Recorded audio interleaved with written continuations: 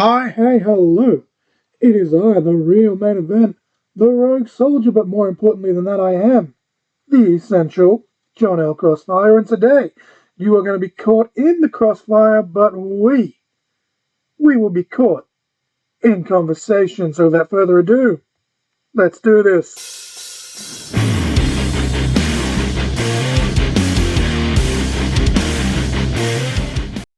Hello, ladies and gentlemen, and welcome to episode 10. 10. Side note, I was a referee at the peak of the Ty Gillinger 10 chance. Not fun. I hope you're all doing well, staying social distancing, wearing your masks, etc. Wedding planning in a worldwide pandemic is stressful as fuck. Thank you, Captain Obvious.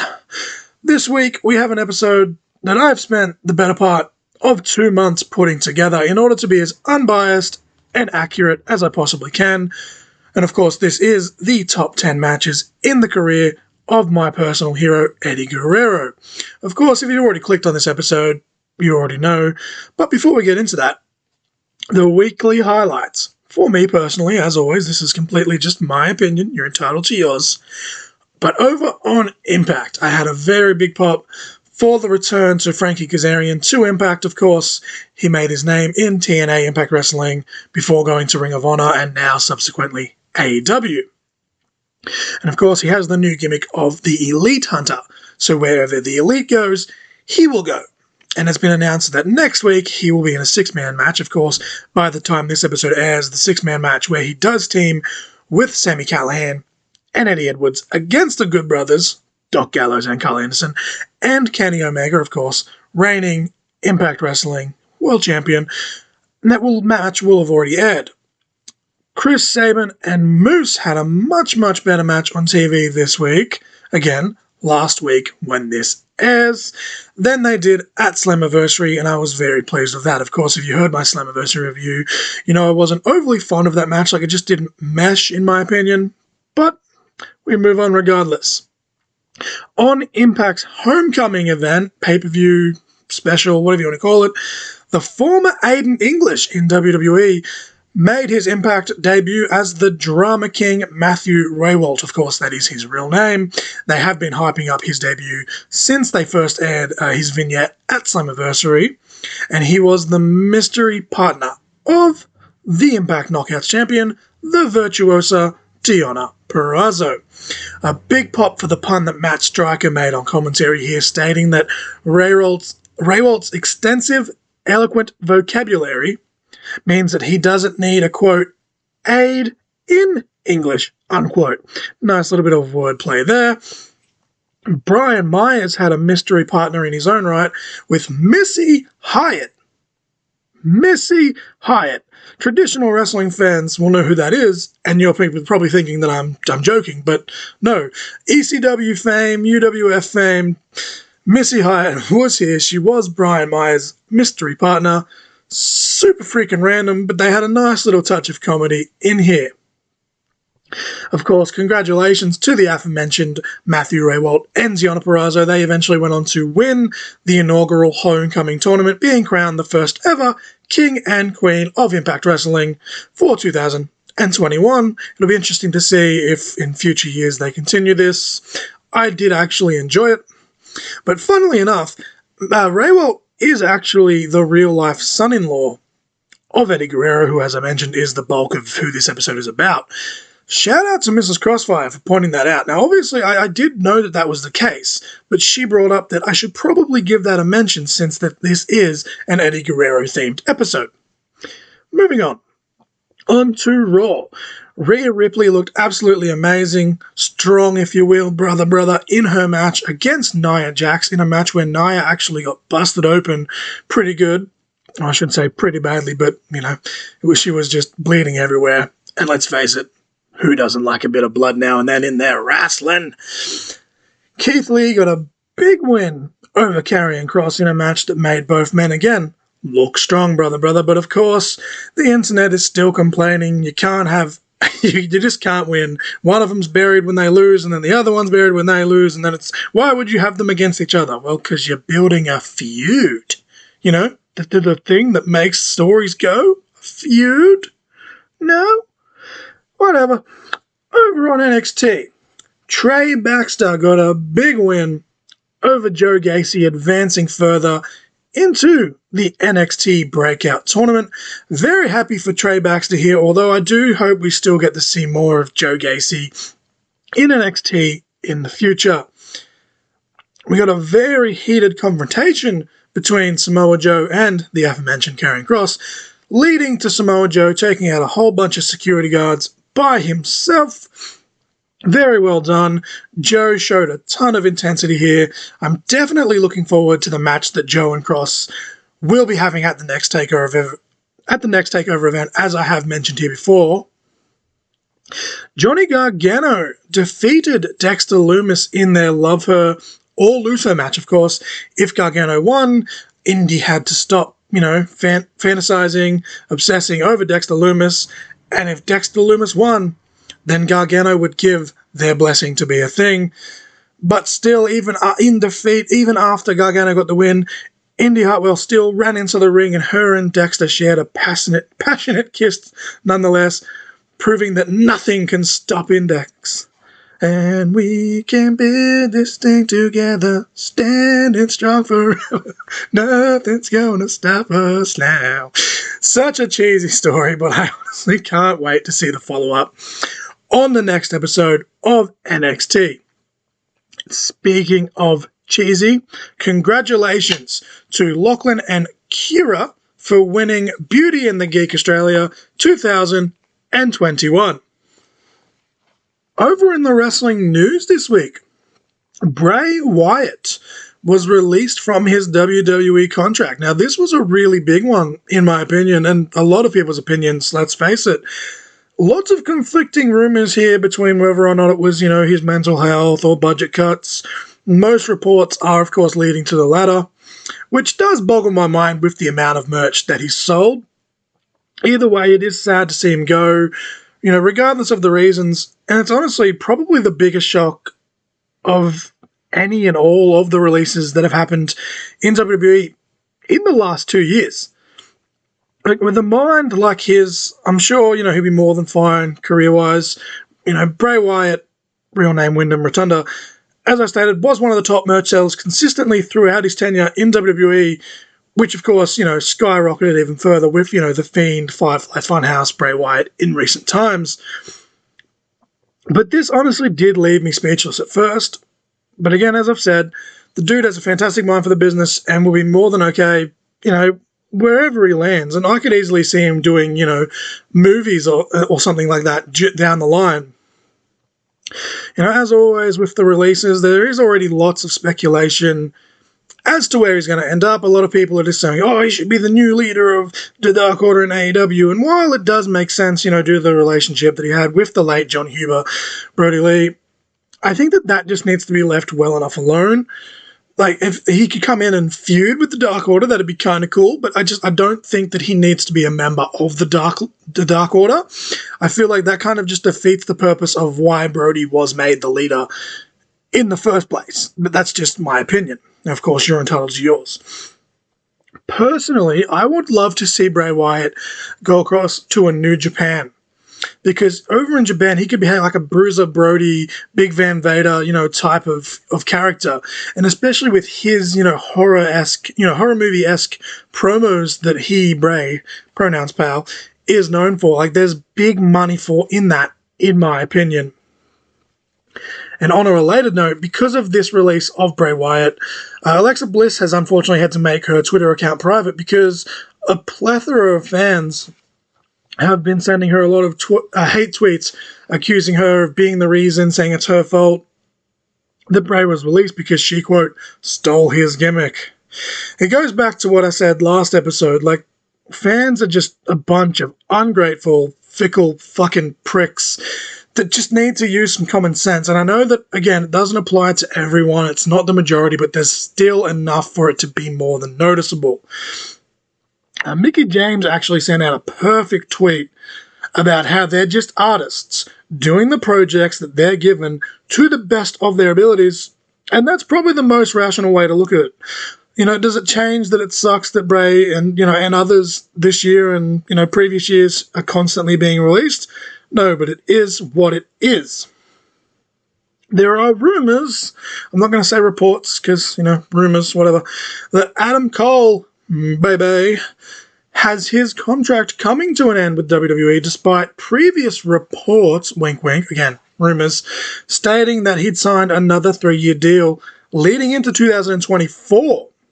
I personally don't see Adam Cole leaving anytime soon, but again, some of these recent releases do have me scratching my head, so honestly it is hard to tell.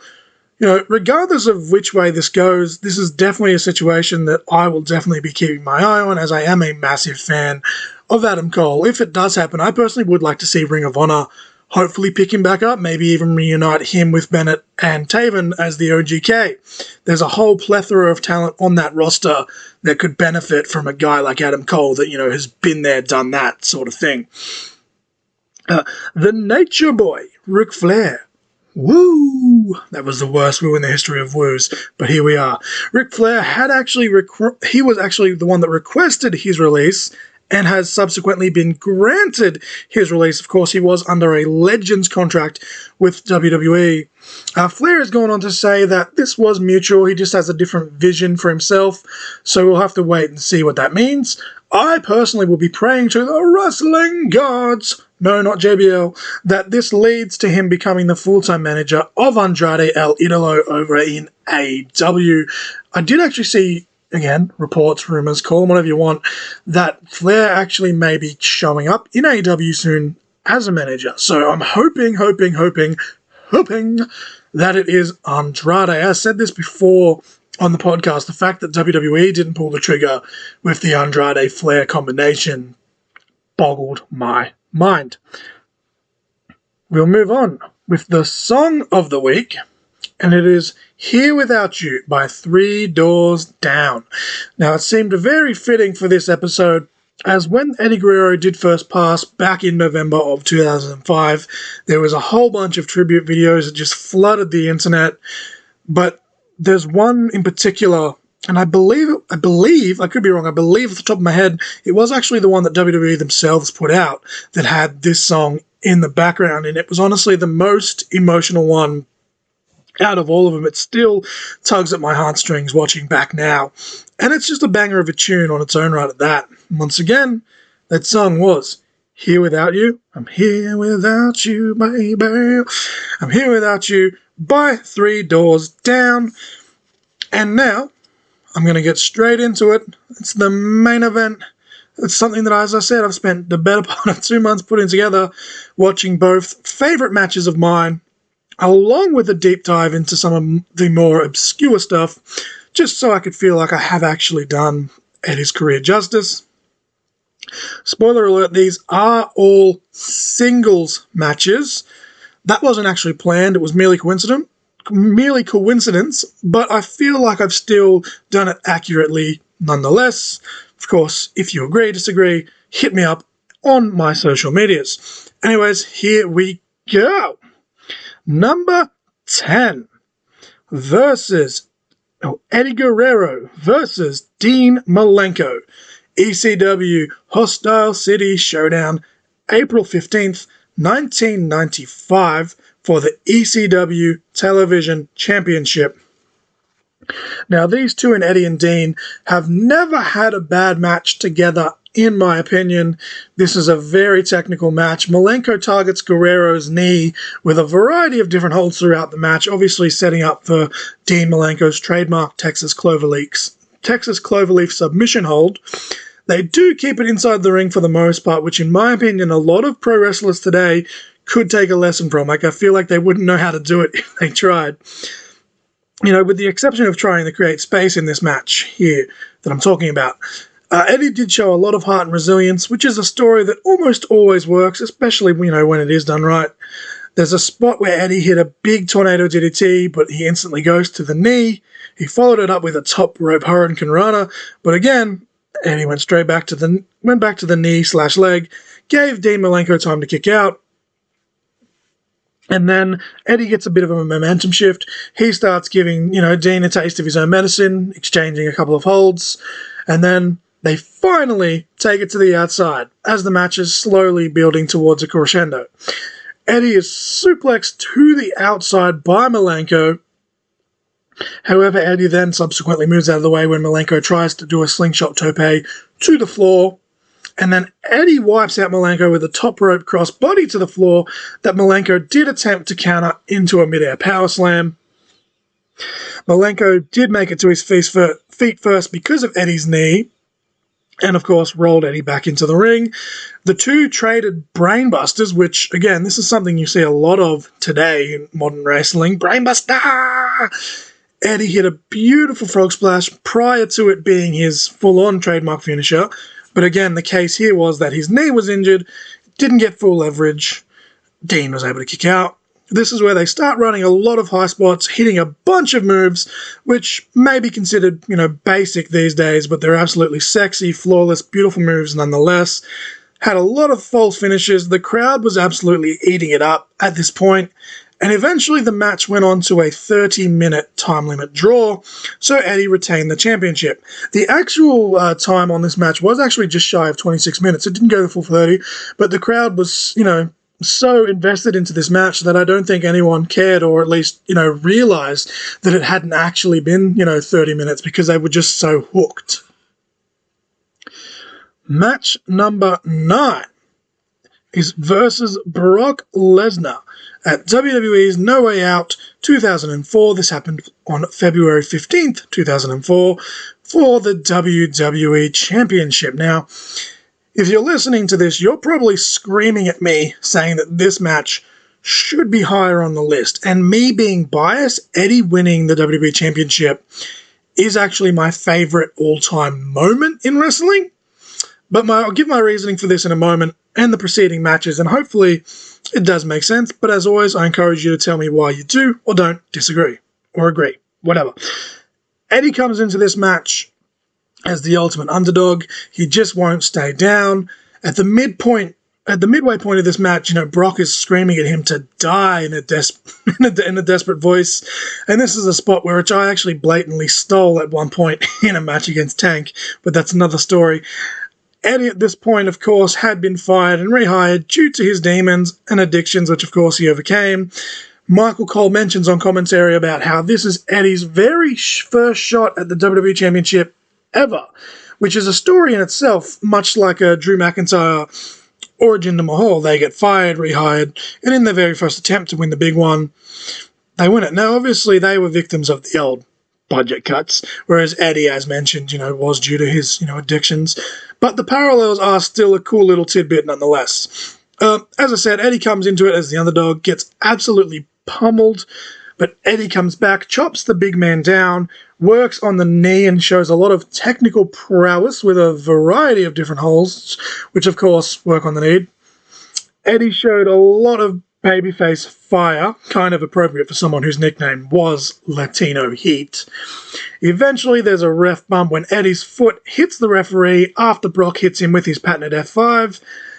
Brock goes to hit Eddie with the WWE Championship, but then we have a run-in from Goldberg, who spears Brock Lesnar, and this is why it's not further down the list. Now, obviously, the actual finish came when Eddie countered an F5 into a DDT, then hit the frog splash for the win.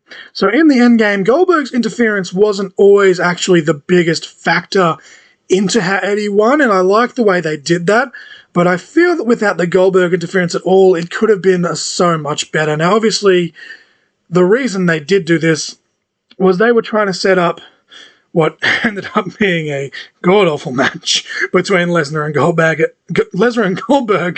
WrestleMania 20. So I do understand the reasoning there, but that's my reasoning as well as to why it's only number 9 on the list. Hopefully that makes sense to y'all.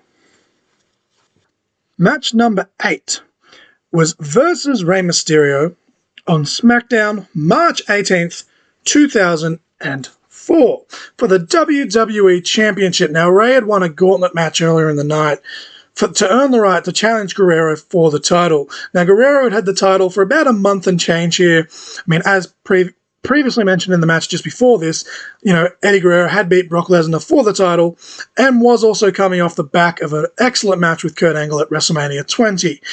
Up until this point, Rey Mysterio had mainly been viewed as just a cruiserweight guy. That did start to change a little bit, before this, a couple of years earlier, when both of these two men were actually a part of the SmackDown 6. Of course, they were in the tag team division at the time with their respective tag team partners. But this was around the time frame where Mysterio finally started to creep into the main event picture, and having a guy like Eddie as the champion did make that a little bit more believable too. And now, much like I mentioned earlier with Dean Malenko, I don't think Eddie Guerrero and Rey Mysterio have ever had what one would consider to be a bad match. They have a great mix of the American style and the lucha style. A lot of back and forth, just great from start to finish, especially for a TV match, with commercial breaks. Eddie got the win eventually with a Maestra Cradle. Match number 7 was versus The Rock on an episode of Raw, July 22nd, 2002. Now, this match was off the back of The Rock winning the WWE Undisputed Championship the night before in a triple threat match at the Vengeance pay-per-view for that year. Now, earlier on in this episode of Raw, The Rock had come out to celebrate, talk about the future, yada, yada, yada. And then The Rock gets confronted by Eddie Guerrero, who challenges The Rock for a match for the title. Now, after some back and forth banter between the two, a match is then made with the stipulation being that if Guerrero beats Rock on Raw tonight, he'll get a shot for the title next week. Now, obviously, this is not long after Guerrero had actually been fired and then rehired due to his substance abuse, a few months to a year before that. So, in this match as well, while not maybe being the match quality per se of a Guerrero versus Malenko or Mysterio, tells an absolutely fantastic story. Not just on screen for Guerrero proving that he can hang with the main eventers, but behind the scenes too, given that, people like The Rock, and even the year before this, Stone Cold Steve Austin was actually requesting personally to work with Eddie Guerrero. Eddie, as the heel in this match, controls the pace, as you should. Rock then, of course, explodes with an offense. Guerrero countered the Rock bottom, of course, one of the Rock's finishing moves, the big Uranagi. Countered it into a very quick pinfall, and the Rock barely kicked out. I remember watching this when I was younger and losing my mind because I thought that Eddie Guerrero had beaten The Rock. Of course, The Rock is, very well known for his perfectly timed kickouts as it is. Guerrero went for his trademark frog splash here. The Rock moved out of the way, and he eventually got the win with the spinebuster people's elbow combination. Now, people could argue that this, was just a competitive squash, which, maybe rightfully so. But Eddie managed to get both himself over as someone that can hang with the big boys, if you will, while also being a total professional and helping, elevate The Rock and The Rock's then storyline with Brock Lesnar. Match number 6 versus Kurt Angle at WrestleMania 20 for the WWE Championship. Eddie comes in as the champion after defeating Brock Lesnar at No Way Out, as I've previously mentioned. Kurt Angle won a triple threat match against John Cena and The Big Show, also at the same No Way Out event to advance to the title match here at WrestleMania. Now, this match starts very mat-based and technical. I mean, obviously, Kurt Angle is an Olympic gold medalist, and Eddie Guerrero, as the WWE champion, is actually an amateur wrestler in his own right. So he tries to match, Angle's ability the best that he can. Eddie got a very quick suplex in, tried to hit his trademark Three Amigos, of course, the triple vertical suplexes. Angle, of course, reversed with a German suplex, tried for the trifecta of his own, but Eddie slipped out. Good storytelling. They try to hit their big moves straight out the gate, but, both men, they know each other too well. They slip out sort of thing. And then Angle just loses it. He tries to suplex Eddie Guerrero off the apron to the floor, but because it is still so early on in the match, Eddie does slip out of that as well. Eddie injures his ribs when the offense does start to take off, which does become the main focus of Angle's offense, of course, with his suplexes and stuff like that. And it becomes, the the focus point of the majority of the match, as rightfully it should. They seesawed the momentum of this match. As you know, it's slow for a bit, and then it'll explode, and then go back down again. Just, taking you on that old emotional roller coaster. But it also stays super consistent because of that in that regard. Eddie tried to hit a frog splash about midway through, which of course he missed, further damaging the ribs. And then Angle, like a shark that smells blood, as Taz said on commentary, picked it up a notch and hammers into another gear with his mean streak, which then, kind of wakes Eddie up. He starts to have a comeback, if you will, channeling that trademark Latino heat that Eddie became famous for. Angle being Angle, though, let Eddie kind of, punch himself out, so to speak. Lots of back and forth. Eddie thwarts another frog splash attempt with a top rope belly-to-belly suplex. Angle rocks Guerrero with a couple more German suplexes, but Eddie keeps coming back, countered the Angle slam into a beautiful DDT. Eddie finally hit the frog splash, but just when you think he pulled out the win, Angle kicks out. And I remember watching this again as a kid, and I think this was actually the first time I actually saw someone kick out of Eddie's frog splash, and I just remember losing my freaking mind. And this is where Eddie gets crafty, though, of course. Kurt Angle applies, his trademark ankle lock, which Eddie manages to counter out of, but then he feigns injury. He loosens the laces on his boot. Of course, unbeknownst to Kurt Angle, Angle goes back to the ankle lock thinking he's going in for the kill. Of course, Eddie's boot comes off, which shocks Angle. Eddie rolls up Angle with an inside cradle, also referred to as a small package, and on top of that, thanks to the positioning of the referee, is also able to use the ropes for leverage. So, of course, Eddie gets the win with some sneaky tactics, but really getting into his motto of the lie, cheat, steal persona. Of course, many, many people have tried to imitate these tactics since, but Eddie will always be the best cheating babyface. But again, maybe that's just me being biased. Match number 5 on this list. I'm getting through way quicker than I thought I would. My apologies. Match number 5 is versus Kurt Angle, again, in a 2 out of 3 falls match on an episode of SmackDown, September 2nd, 2004. Now, this match here is honestly probably the perfect match to watch if you want to truly understand the lie, cheat, steal gimmick that Eddie made famous as a cheating babyface. I mean, as well as, the heels using the temper of Eddie or the Latino heat to their advantage. Very slapstick comedy thrown in here and there, but also a lot of fantastic wrestling here as well. There's a spot specifically where Kurt Angle pulls Eddie's hair, so then Eddie starts using Kurt Angle's, the straps of Kurt Angle's singlet as a weapon against him, since obviously, Kurt pulled Eddie's hair, and Eddie obviously can't pull Kurt's hair back because he's bald. And, Kurt gets flustered because of this, and he eventually low blows Eddie behind the referee's back, which then makes Eddie mad, who retaliates with a low blow of his own. But of course, the referee sees this one, putting Angle up at 1-0 in this 2 out of 3 falls scenario. Kurt takes over and takes Eddie to Suplex City.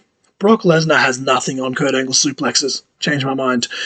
Kurt Angle attempts his Angle Slam finisher after almost German suplexing Guerrero out of his boots, but Eddie counters the slam into a victory roll and gets a surprise free count, and we even the score at 1 apiece. And then we come back from commercial as they recap the first 2 falls, and this is where it just breaks down to a fight. Eddie starts to absorb all the pain, gets a second win, channeling that Latino heat, but Angle pops off a very quick suplex. Again, lots of back and forth here, with both men countering move for move almost, hitting some super explosive offense. I'm trying my best not to, spoil every little thing about these matches for those that do want to go back and watch. But Kurt Angle got a very close near fall here, but Eddie Guerrero takes control with his trademark 3 amigos, of course, triple vertical suplexes. There's a bit of a screw job here. The ref gets knocked down when Eddie countered the ankle lock.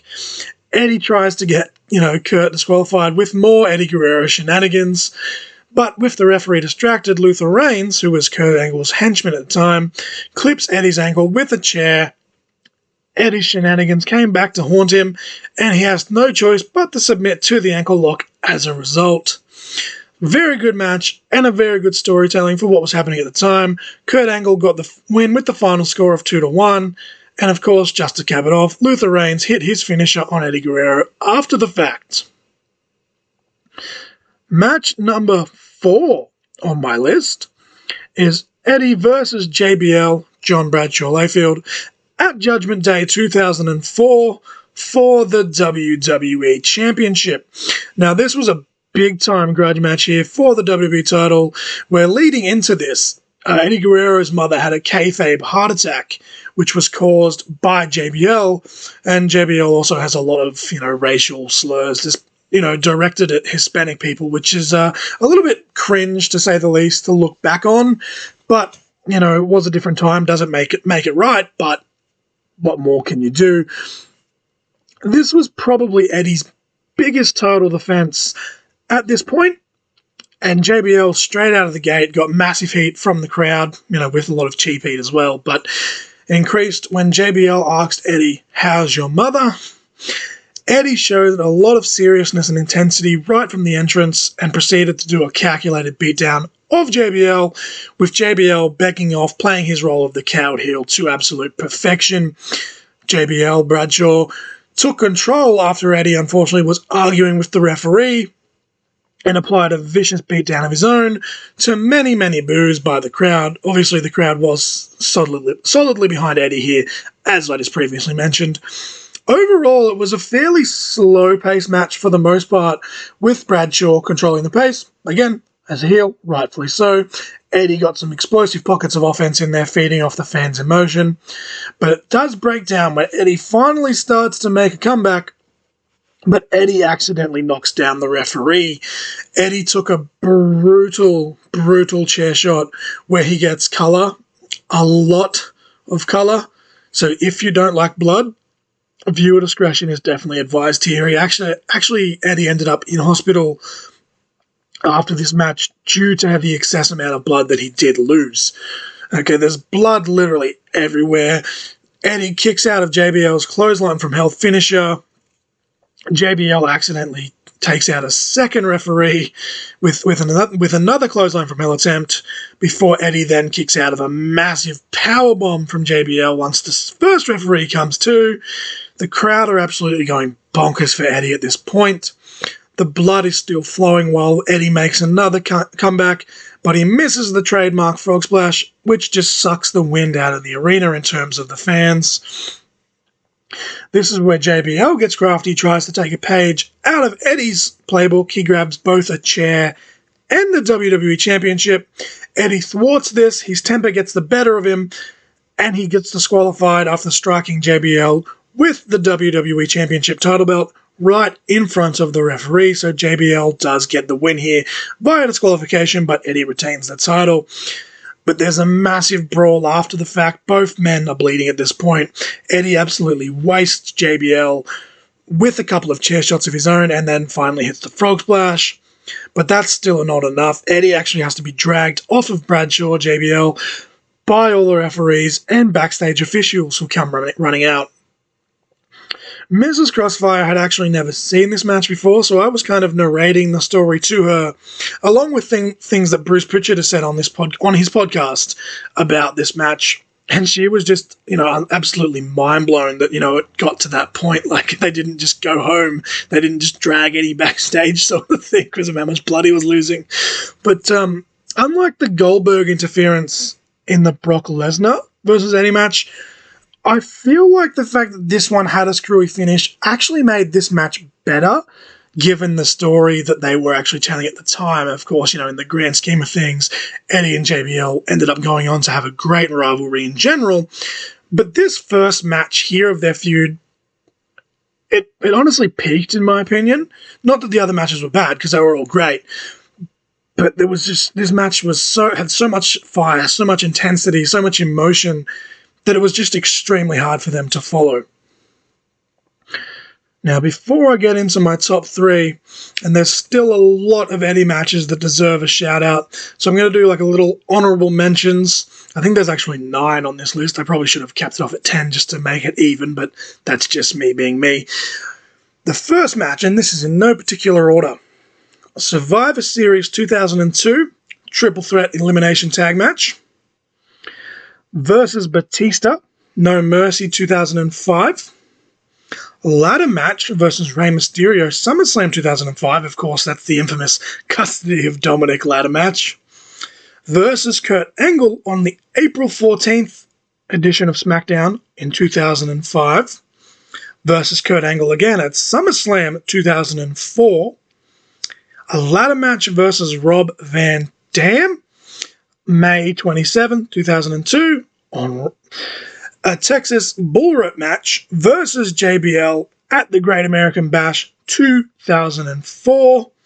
A fatal 4-way match at Armageddon 2004 versus Booker T versus JBL versus The Undertaker. And the final honorable mention is a steel cage match versus JBL on the July 15th episode of SmackDown in 2004. Of course, there's an absolute plethora of just great, fantastic, amazing Eddie Guerrero matches out there, spanning his entire career, whether ECW, WWF/E, WCW, his time on the indies in the US after his momentary, firing, and of course, his time in Mexico and Japan as well, that I haven't mentioned here today. But what can you do when you're dealing with a talent like Eddie Guerrero? There is a reason that he is my, and so many others, all-time favourite wrestlers, and even people that don't have them as their favourites still look at him in a very high regard. But nonetheless, that's neither here nor there. We will go back to the list.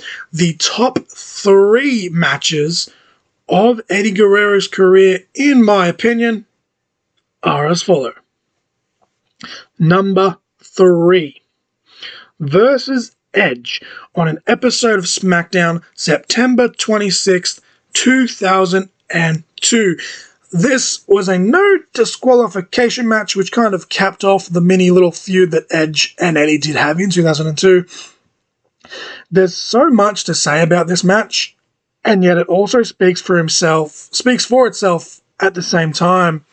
Like, Guerrero comes into this as a massive heel, Edge is a massive babyface. He had the Rob Zombie theme song at the time that he was using in this era, which is an absolute banger. Both men go straight into it, as was to be expected at this point of their rivalry. They took great advantage of the no DQ rules. Of course, Eddie using the ropes right in front of the referee on an early pin attempt, for example. They did an excellent use of chairs and a couple of ladders.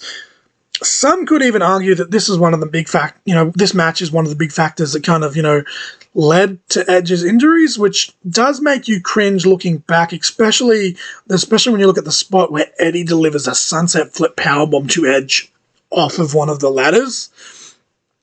But this match, in my opinion, is where both men really, truly cemented their spots respectively as single stars in the WWE. The finish came when Edge delivered his execution DDT off the ladder / top rope. That was kind of like, wedged between the two.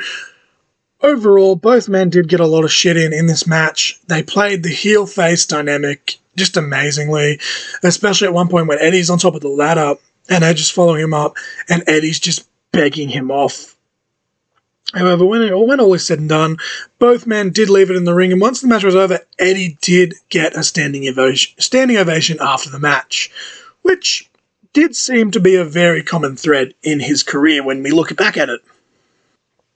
Match number 2, the top 2.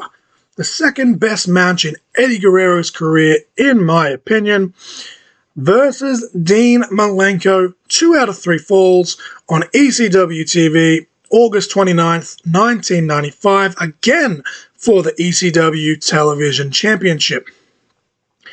This match here is actually both men's final match in ECW respectively, meaning that regardless of who wins the match anyway, the championship would be vacated.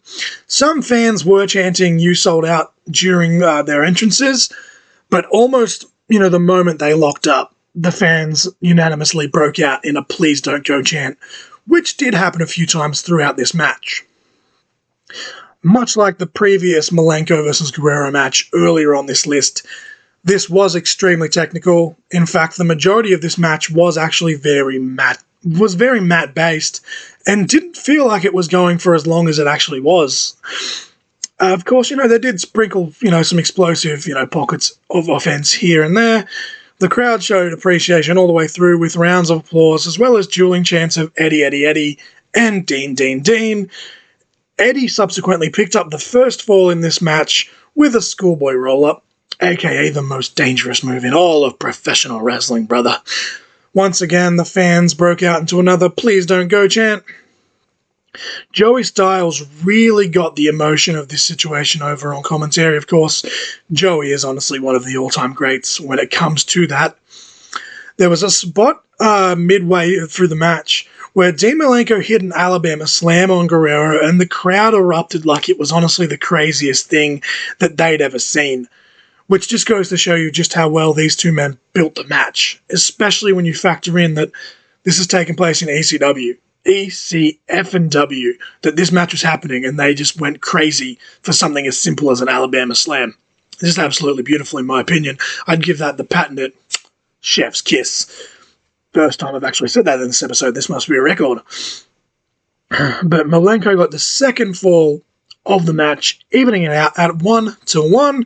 Guerrero submitted to the Texas Cloverleaf to make that happen, of course. That is Malenko's trademark submission in the Texas Cloverleaf. And then when they get to the third fall, though, this is where it started to break out. They broke out all the high spots, quickened the pace. And again, these two were absolute just masters of their craft, could feed off a crowd and even, control the crowd like it was absolutely nothing. Very Japanese junior heavyweight style offense here. They're just throwing bombs at each other, lots of snug offense, combined with some high impact maneuvers. Oh, what a maneuver! After a great back and forth, both men ended up in a double pin with both men's shoulders on the mat, so the match actually ends in a draw. The fans have dueling chants of EC-dub and "Please don't go." Eddie and Dean both grabbed the microphone respectively. They thanked the fans in the ECW arena for all of their support. Lots of mutual respect here shown between both competitors and the ECW faithful. Some of the babyface guys from backstage came out. They held Eddie and Dean up on their shoulders, and a massive EC-dub chant broke out yet again. Eddie paid tribute to his former tag team partner in Art Barr, who actually innovated the Frog Splash. And yeah, just a very feel-good moment. It gave me goosebumps watching it back, to be honest. But that will lead me to the finale. Before I get to the next match, and of course, this is the match that I have deemed as Eddie's greatest match ever.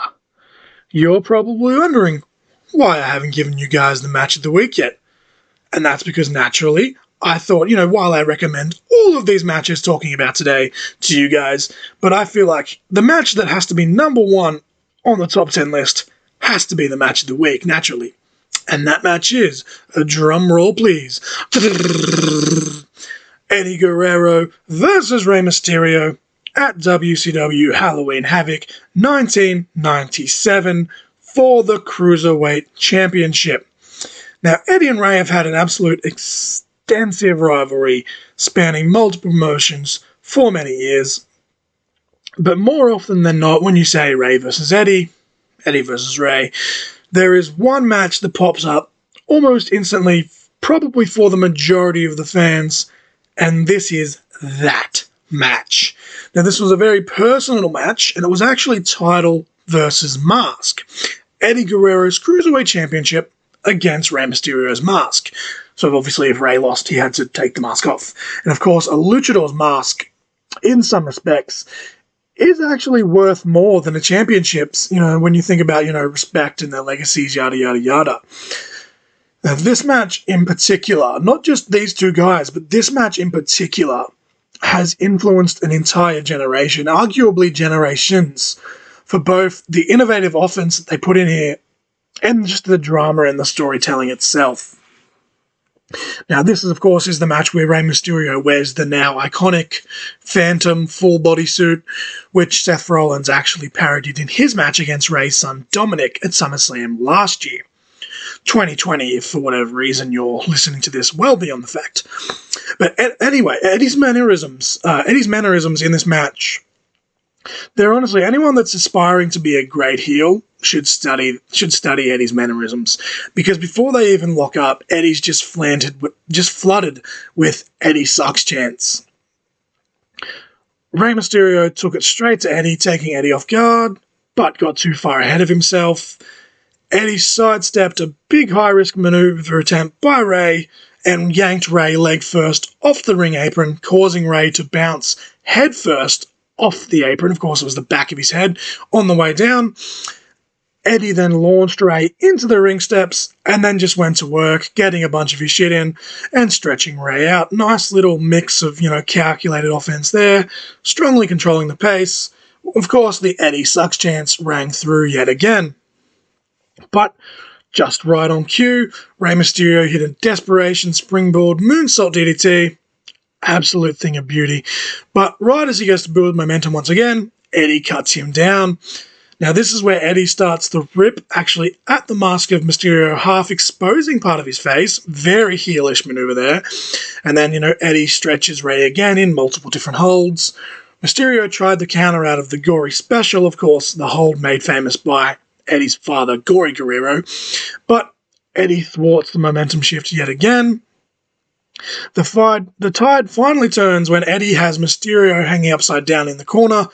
He attempts a baseball slide, but Mysterio gets out of the way, and Eddie crotches himself on the ring post, right in the cojones. Rey Mysterio would follow up with a crossbody press to the floor from the top rope, and then a series of head scissors, topping it off with a big springboard Hurricane Runner from the ring to the floor. Of course, Eddie was on the floor, and Rey jumped out to him. It was really cool. Guerrero got control once again, though, after avoiding a moonsault from Mysterio, hit a massive powerbomb. Cue more Eddie sucks chants. But then Mysterio avoids the frog splash, but Eddie was able to roll through, land on his feet. Mysterio leapfrogged Eddie Guerrero, attempted a springboard. Eddie cuts him off. And then the finish comes in what is now an infamous spot in professional wrestling, to be honest. Eddie attempted a big crucifix bomb off the top rope, but Rey would counter into a big top rope Hurricane Runner and is your new WCW Cruiserweight Champion. Eddie threw Rey out of the ring after the fact because he's a sore loser, to a chorus of boos. Mike Tenay would say on commentary something along the lines of, "This may go down as one of the greatest title matches in pay-per-view history." And quite honestly, looking back, it very much did that. So that is the top 10 matches of Eddie Guerrero, in my opinion. I hope you guys enjoyed this episode as much as I enjoyed putting it together. For as much work, as it took, it was still a lot of fun. As I said, better part of 2 months, but can't go wrong when you're watching Eddie Guerrero matches. Please head to all the links in the description box below for all social media pages, especially the podcast's Facebook page. I need to build interaction on there. Please help me out with that, guys. Go buy a shirt, also in the links in the description, so I can buy tacos and or Fireball, because for some reason I've been having a mad hankering for that lately. If you're in the ACT area or an area where you're allowed to travel, please head to the Belconnen Community Centre in 1 week's time. Well, 6 days actually when this airs, if you're listening to that, when it airs. ICW Australia are hosting their biggest event of the year, with all championships being defended. Yes, biggest show of the year, with all championships being defended. See what I did there? The biggest show of the year, with all championships defended. I think you guys get the point now. But yes, ICW Insaneasylum, August 14th, at the Belconnen Community Centre. Hopefully, sooner than later, my mental health, will improve, and I can be back on commentary for their events once again. Regardless, check out all the info on that event in a separate link in the description box below. I am the Essential John L. Crossfire. Thank you guys for 10 episodes. I look forward to many, many, many more. And as always, Viva la raza, viva la Eddie. You were just caught in conversation.